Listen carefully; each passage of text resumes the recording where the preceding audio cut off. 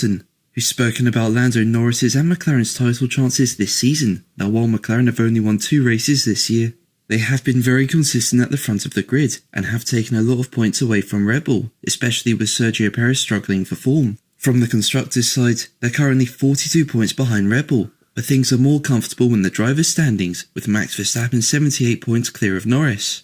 But Hamilton says it's not impossible for Norris to beat Verstappen, adding that McLaren are in a really strong place. He was quoted by Racing News 365 as saying, "It's not impossible, but it's a very, very high, huge challenging task, but absolutely not impossible."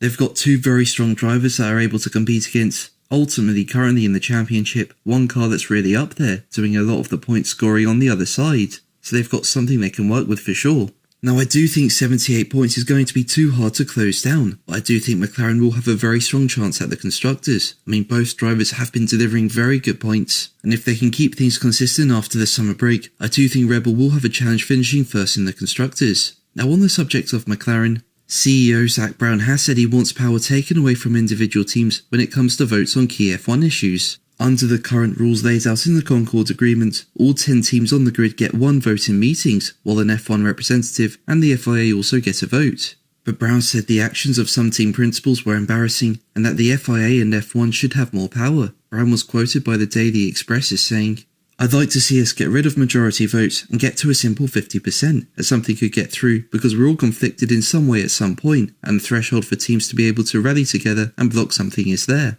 Whether it's an A to B team issue, whether it's a manufacturer issue, I think we do need to give more of the power back to Formula 1 and the FIA to do what they think is right for the sport. We're our own worst problem at times. Not everyone is on the same page because they want to have the ability to influence the outcomes, and it can be pretty embarrassing at times in the team principal meetings."